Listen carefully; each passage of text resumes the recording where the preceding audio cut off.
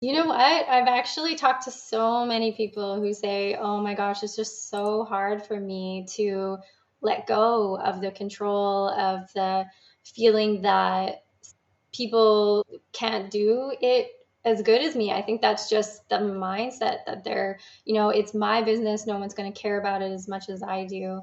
But I mean, at the end of the day, you're going to struggle if you're trying to do everything yourself. So to bring that person in and to have the faith in them, and even if they're doing 80 or 90% and not 100 of exactly what you want, but at the same time, another pair of eyes really helps to bring in another perspective and a different way of doing things. I've talked to clients as well who have said like, oh, I never thought that of doing it that way, or, oh, that's really cool that you do it that way. So, I mean, it's beneficial to yourself and to your business to be able to do that.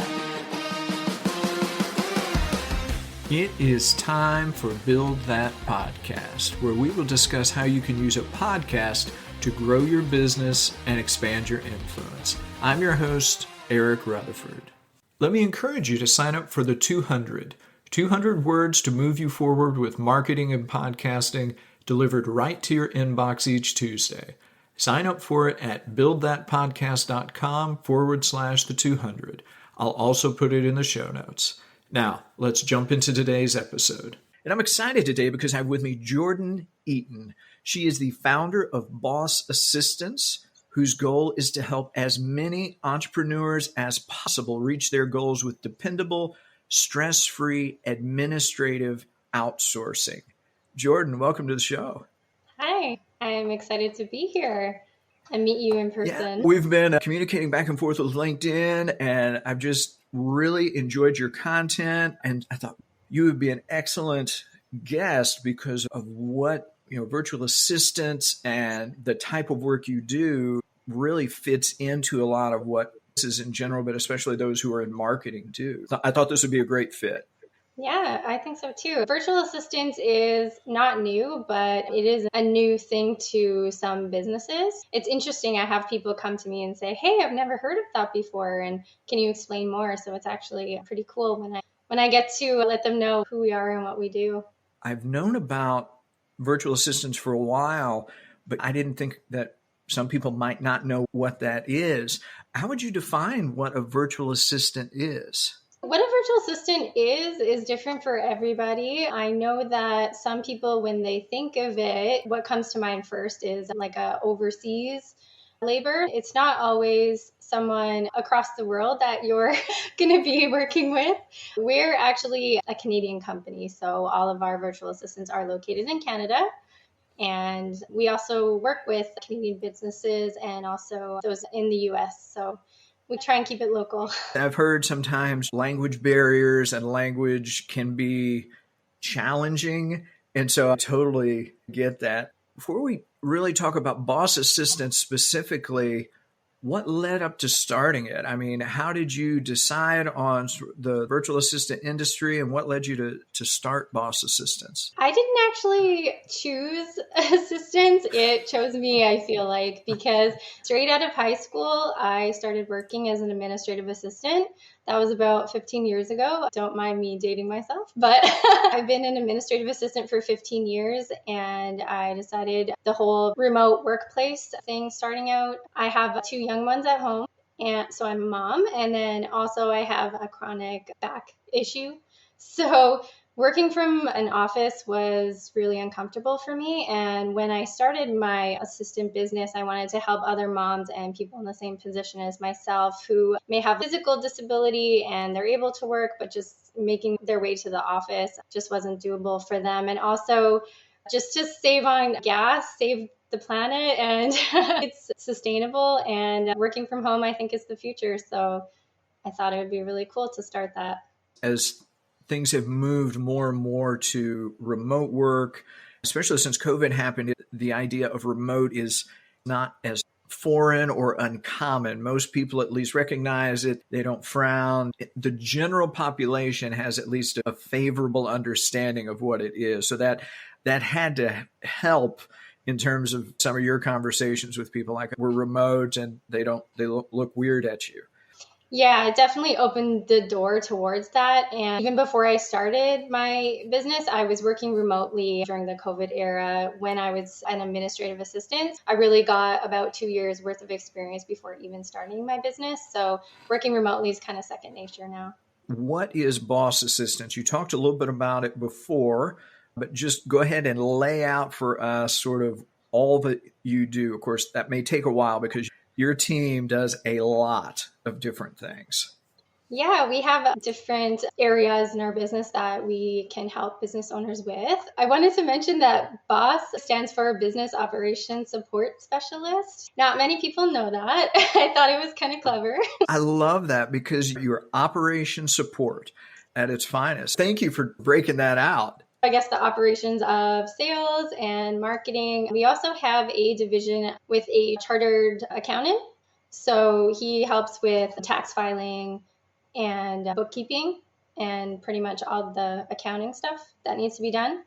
We're not a huge conglomerate company. It's like a small family. I think that is awesome just to build a business and really meet a customer need. What kind of problems do you solve for customers? I know you do several tasks, but is there anything in particular that they come to you? They're like, I need help, right? I just need help. So is there anything that jumps out in terms of customer problems? There are quite a few people that come to us that are just a few years into their business or even just a year in their business, and they're getting so frazzled and overwhelmed, and they want someone to come in and like, please organize my life. I need help. So what we do is we try our best to help you with your budget if you need, migrate to newer tools. Like some people are, like using really old school products that don't suit their business anymore, and just and they're not even doing anything marketing wise because they just don't have time, they don't have, they just don't have the know-how. So we just come in and hopefully help them with that. Especially, it sounds like for new businesses, entrepreneurs, solopreneurs who are just trying to get off the ground and there's just not enough hands or time in the day to get everything done. I can respect that completely. How does hiring a virtual assistant work? What's the process look like? So if somebody's like, I think I need a virtual assistant, what do I do? There's different ways of going about this. I know some people might know about Upwork or those kind of marketplaces. You're always able to go on there. But the thing is with those, you have to be really clear with your job posting. Then you have people contacting you. So you could have up to 100 applicants. And then you have to go through all those and try and coordinate interviews and figure out who's the best one. What I wanted to do for my business is try and make it as stress-free as possible and eliminate all that work of you having to vet them and interview and find somebody. Within my team, what we would do is we'd have an intro call with the entrepreneur, business owner. They would let me know about their business and what they're struggling with, what their goals are. And then I would match them with someone on my team who would be the best fit, skill-wise, personality-wise, communication-wise. And then that just eliminates all that friction of trying to figure out who would be the best person for yourself. So they're instantly matched. They get to meet them over a phone call or a Zoom call, and then we get to work from there. I have navigated Upwork and I understand the challenges therein of just vetting, and it is incredibly time consuming. So I appreciate you really trying to just make it easy for people to find help, because that to me is so stressful. There are scams out there too that I've heard some horror stories. So you have to be aware of those kind of things too. What's the biggest challenge you're currently facing in running your assistant agency? I think with whole working remotely and 100% remote, it's hard to get that staff that you're looking for that is up to the standard of what I'm looking for. So I've had people apply to the job and then when I ask them, hey, are you ready to come on board? There's crickets, there's no response. So just trying to find good people that that have the same values and care about the business owners that we work with as much as I do. It can be tough, but once you find those diamonds in the rough, then it's golden. What makes a good virtual assistant? What kind of traits, what type of personality really makes for a great virtual assistant? Yeah, so I actually do things a little bit differently than most people. So I don't hire on skills completely. When people apply, yes, I'll look at their resume and I'll make sure that they have the skills we need. But most of the time, I'm looking at their personality of how they're going to communicate. If they're good at being resourceful, if they are quick learners, all those kind of things. So that is almost more important to me than the skills attribute of it. And basically, we want people that share the same values as us and also responsible and we can depend on them. This is my business and I care about every single one of the clients we work with. And, all the people I have working with me now, they share the same, they care about the business owners they're working with too. So that's what we look for. I appreciate so much the idea that you're not completely trying to hire on skills, that some of the skills can absolutely be learned. A lot of the skills that even I have were self-taught. I taught myself how to use WordPress and made my own website. So that was kind of cool. But people that are the same as me, that are resourceful and can actually take courses or learn on their own, then yeah, that's definitely a value. Just being that self-starter, resourceful person to kind of figure things out. Mm-hmm. This is sort of back to some LinkedIn messages we were bouncing back and forth. This idea of SOPs, standard operating procedures. If I'm hiring a virtual assistant, how do they know what I want done? Do I provide examples or processes, or do you have your own, or how's that work? I think it's a little bit of both. We would work together with the business owner. A lot of times there are some things that have to be done a certain way for their business only. But for the most part, some of our clients, we've even created the SOPs for them. Sometimes it's as easy as getting a screen recorder and just doing the task one time. And then you can send that video to your virtual assistant and then they can actually write an SOP for you. So we've done that in the past as well. I didn't think about that, doing just a screen recording and sending it to you so you can see what has to happen. That way I'm not trying to write multiple steps that you may or may not understand where I'm coming from, because I'm sure you deal with that. It seems like it's all communication, or nearly all communication. Most of the time, our virtual assistants have done the task that you were looking for. So, they would have experience in the way that they necessarily would do it, but we like to work together with the business owner and just make things as easy as possible. So if sending a screen video or sending a voice memo is easiest for you, and then from there we would take it. We want it to be super stress-free. I'm all about that. There's enough stress in the business world trying to take care of things. So limiting that stress is a huge, huge win in my book. Yeah. What do people need to think about or consider before hiring a virtual assistant? Do they need to think through some things first? I would just kind of love your opinion on that. I think that they would probably have to think about how skilled they want their virtual assistant to be. If they have the time to write out step-by-step instructions, or like I said, if they want someone that is already experienced, has done that task before. Also, they have to think about the kind of outcomes that they want. Are they trying to get more leads, or are they trying to retain their clients? Do they want organic marketing? And then also, of course, they'd have to think about their budget. That makes sense. Thinking about the skill set, the budget, and how that works. How do you guys do that? Do you do it under retainer? Is it by month? I was curious how that works. We don't have to go into numbers, but is it like full-time? Is it like 10 hours a week? What's that look like?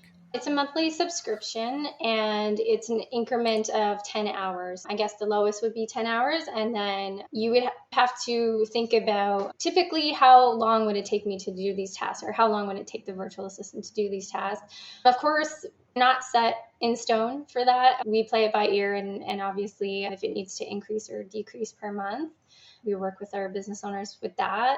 You just have to think about, like, you're exchanging your budget for more time for yourself. You have to think about, like, how much is that worth? It's a very good picture. And so as you have dealt with a lot of different clients, a lot of different customers, are there any before and after stories you'd like to share where like life just turned around wonderfully? Do you have any stories that you'd like to share? Well, there is a company that we're working with. As we were mentioning before about the SOPs, they actually had no SOPs in place. So we helped them write all of those. And then they also migrated to ClickUp. They were doing everything in Google Docs, everything old school through emails. Everything became more automated and it was easier to manage the projects with ClickUp. So that was kind of cool. That's a big win. I think of just SOPs and how many companies, especially small businesses, they just don't have them. And if something happens to one person, you lose the whole understanding of how a process works, whether that's to pay bills, whether that's to send emails. So that is no small task in terms of creating SOPs for them. I think it's super important, no matter how small you are. Always document it, I feel, because as you start to grow and things get a little more disorganized or people are changing out from your team, someone leaves, someone new comes in, it's so important to have those documented and always be improving on them and looking at them maybe on a quarterly basis or bi-yearly kind of thing. But even if you're small and you think, oh, I don't need that, chances are you will. It's true. I didn't even think about the fact that you need to review them. It's not simply making them, but reviewing them on some type of regular, quarterly, semi-annual basis because processes do change. Yeah. Login information changes, just things change and it can be lost. I've experienced that. So I totally get that. How do you know if you shouldn't hire a virtual assistant? Because I was kind of wrestling with what do you need to consider, but also the flip side, how do I know if I shouldn't hire a virtual assistant? I think when people decide they want to hire a virtual assistant, you have to be committed to it. So I think you have to have that mindset that, yes, I'm going to bring someone into my business. They're going to learn about how we do things. They're going to learn about my business and I'm going to delegate things to them. And you just have to be ready for that because we've actually seen it before. We worked with one client. Thankfully, it was only one who was only giving us like half the information, was failing to give us or access to systems that we needed. And their outcomes were very unclear and we just weren't sure exactly what they needed from us. So it's really hard. We're not able to read minds, unfortunately. So you just have to be clear on what you're looking for, what your outcome is, and make sure that you're communicating that with the person that you're bringing into your business. And just that idea of delegating, is that something people have to learn how to do? I was curious with that because I know I struggle with delegating. So I believe that I'm probably not the only one. So I was just curious if that's something you kind of have to work through with people. You know what? I've actually talked to so many people who say, oh my gosh, it's just so hard for me to let go of the control, of the feeling that people can't do it as good as me. I think that's just the mindset that they're, it's my business. No one's going to care about it as much as I do. But I mean, at the end of the day, you're going to struggle if you're trying to do everything yourself. So to bring that person in and to have the faith in them, and even if they're doing 80 or 90% and not 100 of exactly what you want, but at the same time, another pair of eyes really helps to bring in another perspective and a different way of doing things. I've talked to clients as well who have said like, oh, I never thought that of doing it that way, or, oh, that's really cool that you do it that way. So, I mean, it's beneficial to yourself and to your business to be able to do that. Other people can do things just as good as I can. In fact, they can probably do it better in many cases. It's like I need to get over myself sometimes. If it's your business, it's more than business. Yeah. It is that personal connection. So But not all business owners Yeah, are super amazing at administrative work, and not much of it is fun anyway. So like, why would you want to do it?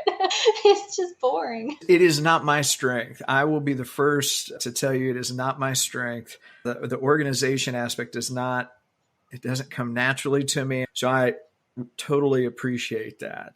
Do you have like, whether they're solopreneurs, startups, where they're trying to outsource all their marketing to you? Do they just outsource some of it? I was curious with sort of sales enablement and marketing, how that worked, if and how much of those pieces companies outsource, whether it's all, whether it's just a handful of things. Does that question make sense? Yeah, I mean, it's really dependent on what the business needs are for them. They can delegate as much or as little as they need. What's funny about that actually is we work with a e-commerce marketing solopreneur, and he's actually busy doing his own client work. So he just doesn't have time to market his own business. So everything falls to the wayside. So we're actually helping with optimizing the website, blog writing, SEO, social media, posting on social media, but also engaging. That's another thing that business owners don't have time for is answering their DMs or their comments on social media and all that kind of stuff. So we kind of swooped in and took care of that portion for him. As you described that, doing that type of work for an e-commerce entrepreneur, you talked about handling things like LinkedIn and their DMs and other things like that. How does that work? Because I know that's probably not unique in the world in terms of this is the only one. Do you take on like their persona? I'm just fascinated to find out how that works. Yeah, there actually are quite a few agencies that I've met that offer this service. But the way that we do it is we want to make sure that we are getting your brand voice and we know a lot about how you would speak or how your brand would speak. So we do the due diligence of learning and reading through your materials, your website, and also that brand voice document that I actually sent to you and I posted on my LinkedIn a little while ago. So get them to fill that out. But yeah, like we would be able to answer comments or DMs in a way that your brand would. We would just kind of take on your persona and take that off your plate and do it for you. I love that. So if you are listening to this and that is something you struggle with, let me encourage you to reach out to Jordan and her team. I'm dealing with that right now. And it's just, it's like you're trying to grow your business and grow your brand and grow your reach, but it just takes time. It just takes time. Now, do you help with that? Do you help expand their reach? Is it like posts? Is it comments? Is it like trying to make new connections?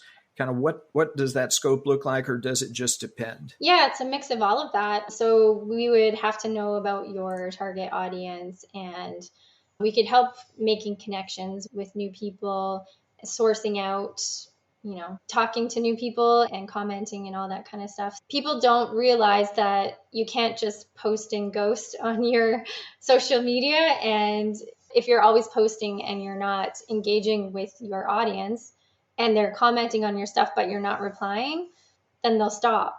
No one likes to have a one-sided conversation. So you need to show up for your audience and you need to show them that you're there and you're supporting them. That's such a good point. You can't just post. You can't just let things exist, especially as a business. You need to engage.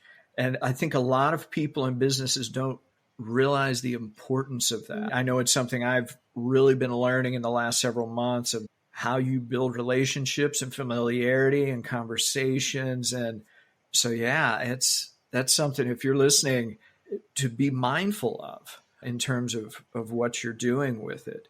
It almost is becoming more important than the actual posts themselves, is showing that you're human and showing that you're supportive and that you appreciate all your followers or the people in your audience. I would even say more important than even posting. I'm glad you brought that up because I would agree. And it feels weird agreeing to that point because I would have never thought it true until about the last couple of months.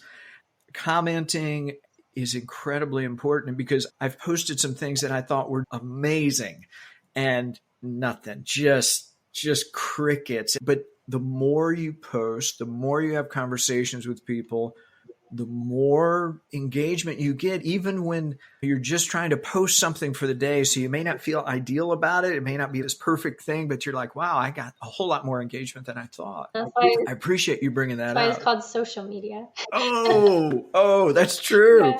It is. I appreciate you bringing that up. So before we kind of wrap up here, do you have any other stories you'd like to share just in terms of working with customers or how a virtual assistant can help? I just wanted to say that being an entrepreneur is hard and there's not any set rules. I've talked to quite a few people who said that they wished they would have started delegating sooner. Don't wait until you're overwhelmed and burnt out to ask for help, even if you join like a network or like get a mentor or something like that. Just having help as an entrepreneur is, it's priceless. Just being able to ask questions and get some advice, get some help. Again, just kind of figuring out your outsourcing and what can be outsourced is incredible. As we wrap up, if listeners want to know more about you, more about your work with Boss Assistants, where would you like them to go? I spend most of my time hanging out on LinkedIn, so I love meeting new people. They can definitely connect with me there or on my website, which is bossassistants.com. They can check that out.